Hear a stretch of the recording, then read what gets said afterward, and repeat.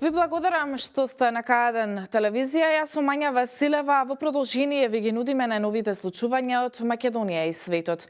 По настаните на денот започнуваме веднаш. Останете на К1. Градоначалничката на општина Грацко Жанета Чаушевска со отчет за сработеното. Граѓаните на Кавадарци обединети под граѓанската иницијатива Будење се спротиставија на идејата за населување на мигранти на територијата на општина Кавадарци. Започнати се градежните работи за изградба на кружни текови на улиците Благо Ѓорев, Наум Наумовски Борче и Прва комуна.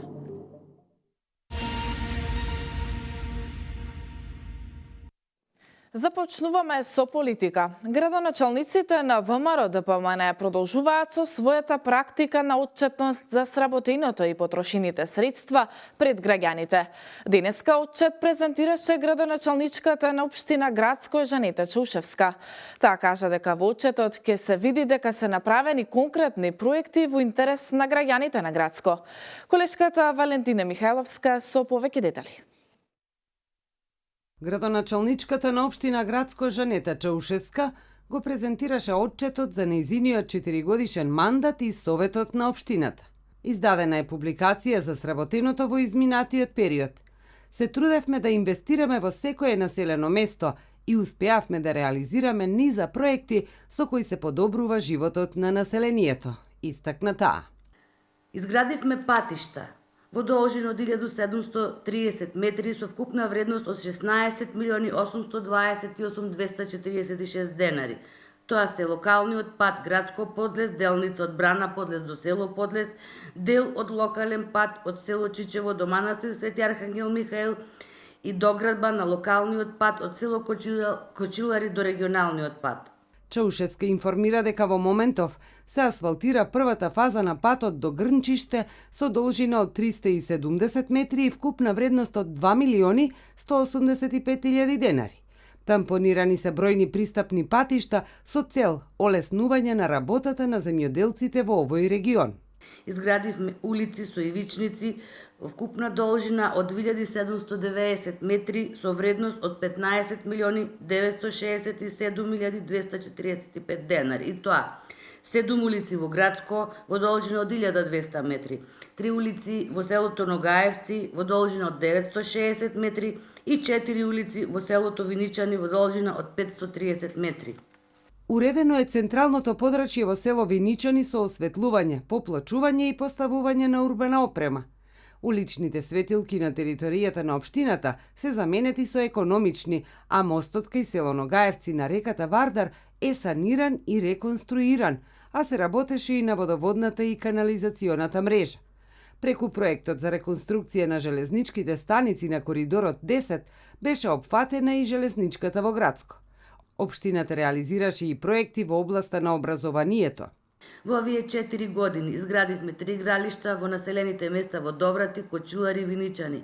Како најзначајно и најголемо го издвојуваме повеќенаменското игралиште во Градско, чија вредност изнесува 5.837.471 денар. Младите се врвен приоритет за општина Градско, како и нивниот развој и образование, па од тука и реконструкцијата на училишта како и изградба на детската градинка. Не ги заборавивме лицата со посебни потреби. За нивна потреба изградивме пристапни рампи во сите јавни институции. Исто така поставивме летниковец за оваа група на лица во дворот на училиштето во Градско. Урбана опрема е поставена во село Ногаевци, како и на езерото во Подлез, каде исто така просторот околу него е пошумен, додаде Чаушевска.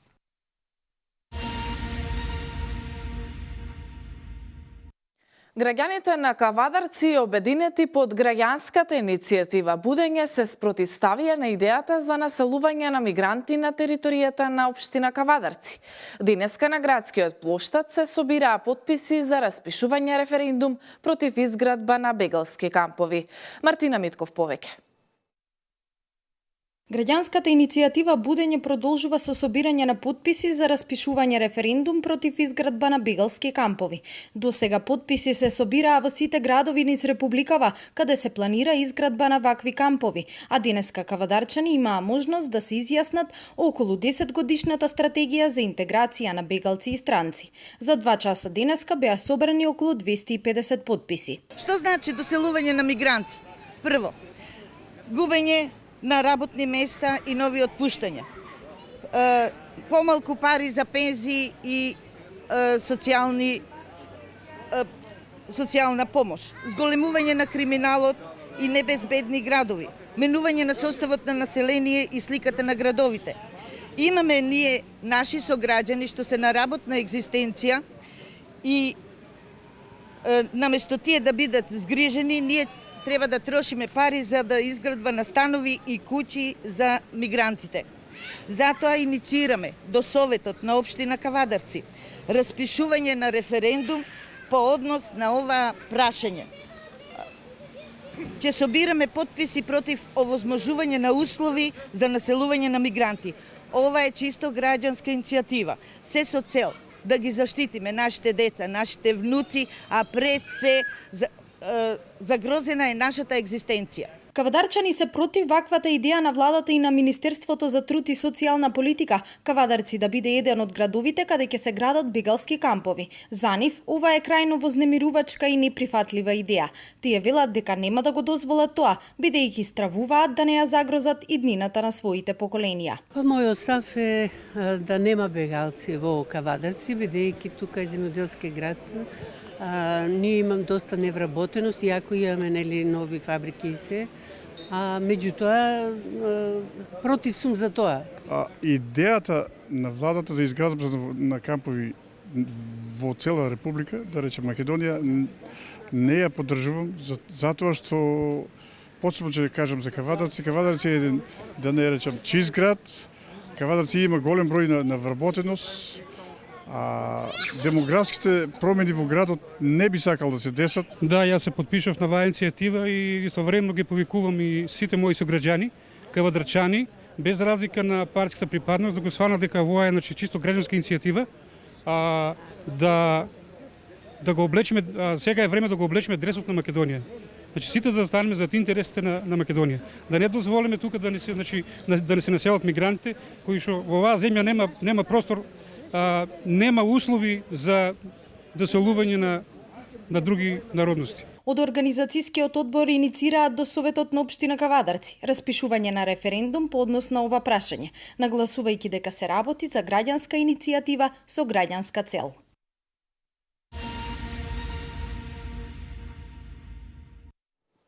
Започнати се градежните работи за изградба на повеќе кружни текови во Велес.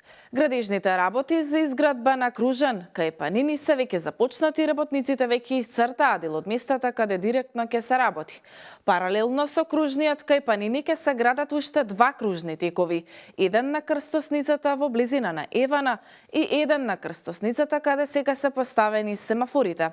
Сето ова ќе се прави за побрз и побезбеден сообраќај на најфреквентната раскрсница во Велес. Колешката Дијана Иванова анализира на оваа тема. Започнаа градежните работи за изградба на кружен кај Панини. Работниците веќе исцртаа дел од местата каде директно ќе се работи. Веќе видливо е и колку од зелената површина и тротоарот ќе бидат одземени. Сево ова се прави за побрз и побезбеден сообраќај на најфреквентната раскрсница во Велес. Првичните пресметки покажуваат дека реализацијата на ова сообраќајно решение општината ќе ја чини околу 4 милиони денари, средства кои се испланирани во буџетот. Паралелно со кружниот кај Панини, согласно сообраќајната студија, ќе се градат уште 2 кружни текови. Еден на крстосницата во близина на Евана и еден на крстосницата каде сега се поставени семафорите. Ова значи дека модерно сообраќајно решение добиваат улиците Благој Ѓорев, Наум Наумовски Борче и Прва комуна. Досегашните сообраќајни анализи покажале дека на проблематичните раскрсници по изградбата на кружни текови бројот на сообраќајни несреќи драстично е намален. Од тука и оправданоста за вакво решение на раскрсницата која важи за тесно грло во сообраќајот. Очекувањата се комплетно градежните работи да завршат до почетокот на Питијадата, манифестација која се реализира токму на дел од улиците Благој Ѓорев и Наум Наумовски Борче.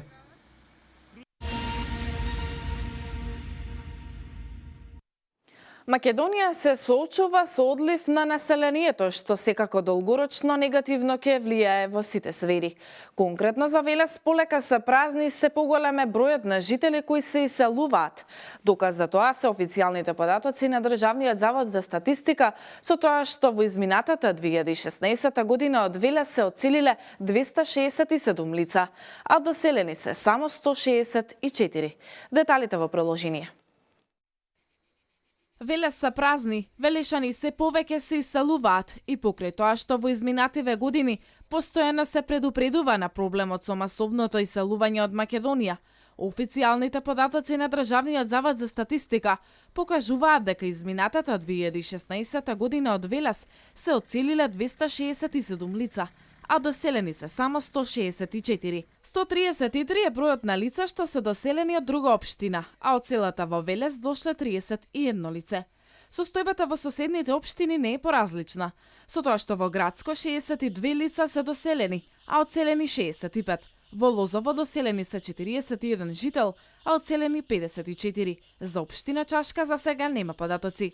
Статистичките податоци од Државниот завод за статистика за доселени и одселени жители од Велес во периодот од 2005 до 2015 година покажуваат дека 2012 година е со најголема бројка на иселени жители од 260, додека пак најголемиот број на доселени лица во Велес е остварен во 2009 година со 204 доселеници. Имено Државниот завод за статистика ги нема објавено податоците за новородени и починати во 2016 година, за да се види дали понатаму продолжува негативниот тренд во бројот на населението во општината, како што беше изминатите 10 години.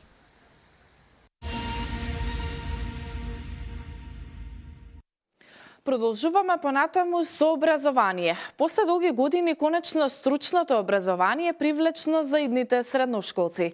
Во разговор со директорот на Средното стручно училиште Коле Неделковски од Велес Боро Ристовски, истакна дека наставната програма која ја нудата воедно и проектите кои ги имплементираат се вистински предизвик за учениците.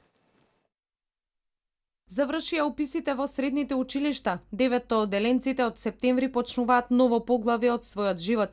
Секој со својот избор почнува да ја креира сопствената иднина. Стручните профили оваа година привлечни за идните средношколци. Во разговор со директорот на Средното стручно училиште Коле Неделковски, Боро Ристовски, вели дека наставната програма која ја нудат и проектите кои ги имплементираат се вистински предизвик за учениците. За оние ученици кои што сега ќе почнат од септември, да знаат дека од училиштето, например, еве имаме меѓународна соработка со училиште од Полска, од Новогор, од Република Полска, потоа повторно ќе имаме како именатата година проект Еразмус, со кој што учениците ќе имаат можност да се дружат во Шпанија и во Бугарија овој пат. Значи 20 на дена ќе бидат во Барселона, 20 на дена во Шпанија. Она што го потенцираше Ристовски е дека особено внимание се обрнува и на доедукацијата на наставниот кадар. Непречено се следат светските трендови, односно наставните програми кои ги имплементираат европските земји, а особено училиштата со кои имаат меѓународна соработка. Затоа и стручните профили се поинтересни за идните ученици, потенцира Ристовски.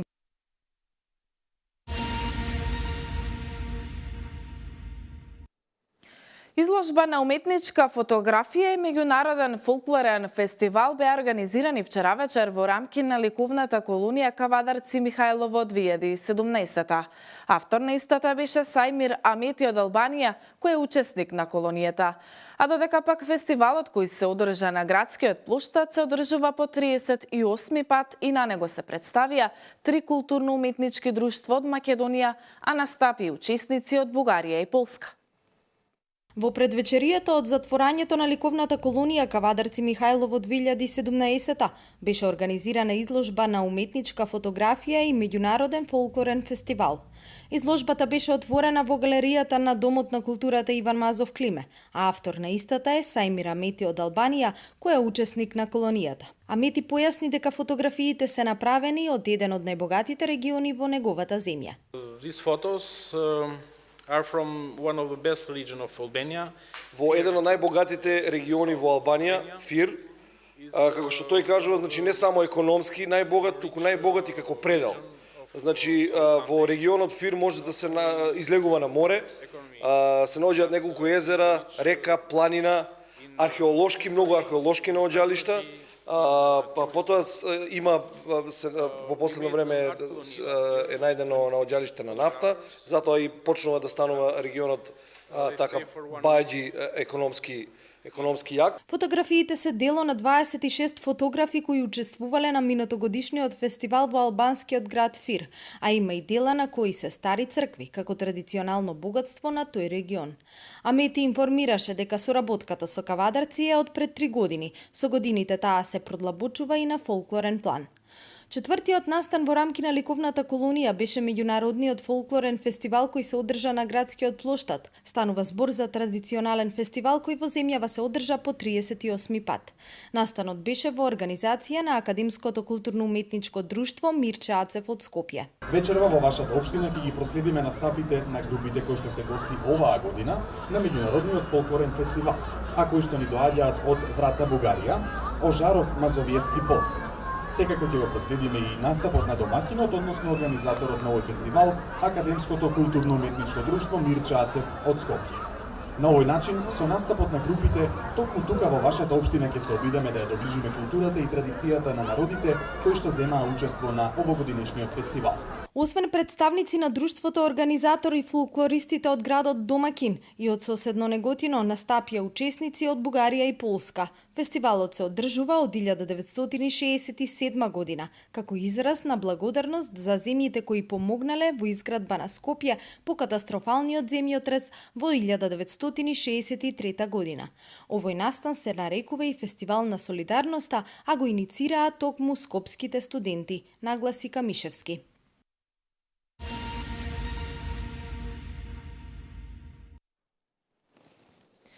Земјотрес ја стреса Македонија. Информацијата ја соопшти Сеизмолошката обсерваторија при Природно-математичкиот факултет во Скопје.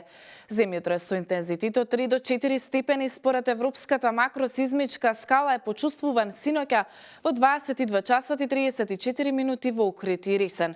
Епицентерот на земјотресот бил на 10 километри западно од Охрид. Вестите од земјава. Бројот на живородените деца во второто тримесечие од оваа година во споредба со истиот период претходната година е намален за 7,2% и изнесува 5205 живородени деца, објави Државниот завод за статистика. Бројот на умрените лица во второто тримесечие од 2017 бележи намалување од 6,1% во споредба со истото тримесечие од 2016 година и изнесува 4544 лица, а од нив 54 се умрени доенчиња. Природниот прираст изнесува 661 лице, што значи за толку лица бројот на живородените деца е поголем од бројот на умрените лица.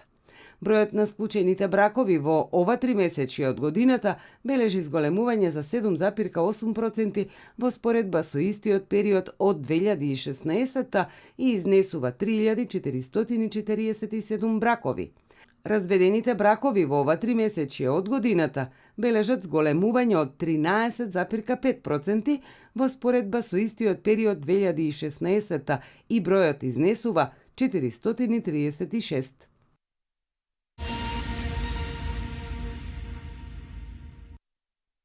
Со зголемувањето на цените на услугите на приватните геодетски фирми за 50% и намалување на цените на услугите на катастарот за 50%, ќе дојде до банкрот на катастарот и укинување на бесплатните геодетски елаборати за социјално ранливите категории и за граѓаните од загрозените подрачја, изјави Славче Трпески, член на извршниот комитет на ВМРО ДПМНЕ. Додаде дека во одредени градови, имајќи предвид дека има една или ниедна геодетска фирма, цената на услугите во тие градови може да се покачи дури и за повеќе од 100%. Трпески појасни дека сега катастарот својата цена ја формира врз основа на утврдената методологија од страна на управниот одбор, во кој се вкалкулирани исклучиво трошоците за секоја цена на услугата.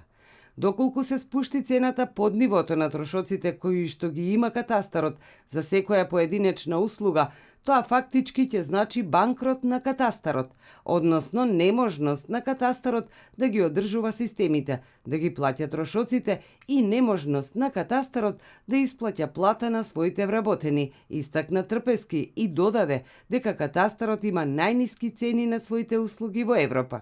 Според него, сето ова води кон укинување на бесплатните геодетски елаборати за социјалните категории на граѓани и укинување на бесплатните геодетски елаборати за граѓаните од поплавените подрачја.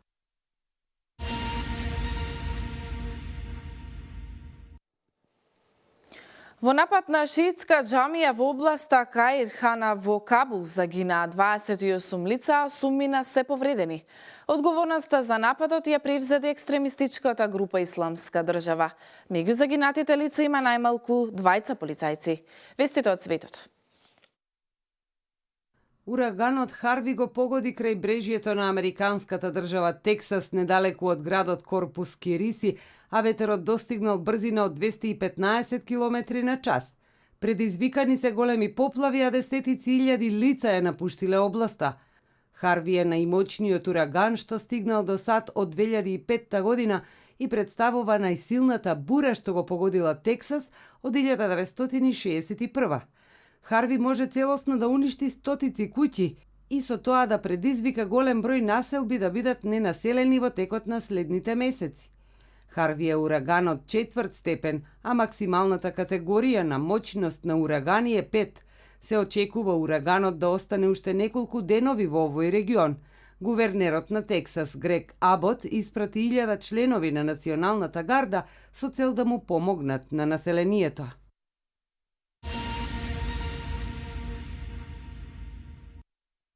Извршна уредба со што на американските банки им се забранува да склучуваат нови договори со венецуелската влада и државниот гигант Петролеос де Венецуела, потпиша американскиот председател Доналд Трамп.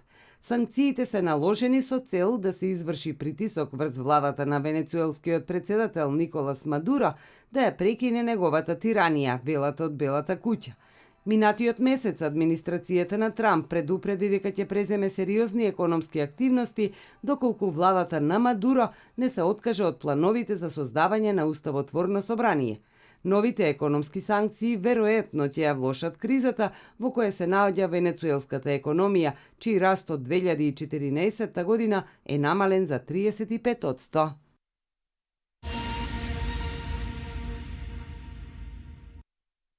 Маж беше застрелан синоќа во Брисел откако со нож нападна 2 војници. Инцидентот се случил околу 20 часот и 15 минути во центарот на градот.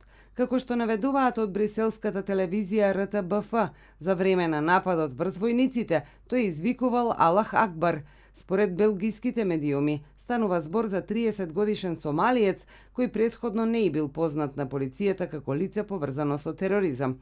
Белгиското обвинителство соопшти дека напаѓачот, откако бил застрелан од страна на војниците, им подлегнал на повредите.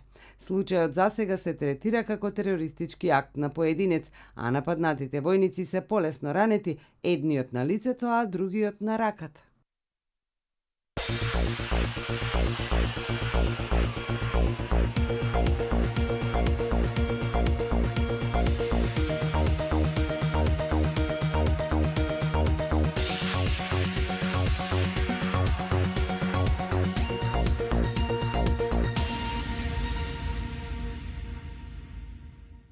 А А што се однесува до временската прогноза, денеска имавме сончево време со мала локална облачност, поинтензивна на североистокот и со слаб претежно североисточен ветер.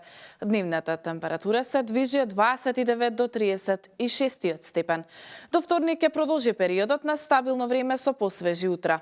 Дневната температура ќе биде во постепен пораст, а најтопло ќе биде во недела и понеделник, особено во централните делови. Во вторник и среда ќе настапи приодно на облачување проследено со северен ветер, повремен пороен дожд и услови за појава на нестабилност, а температурите тогаш повторно ќе опаднат. Со ова информација го означуваме крајот на дневникот. Ви благодарам на вниманието и останете на истата фреквенција. Довидување.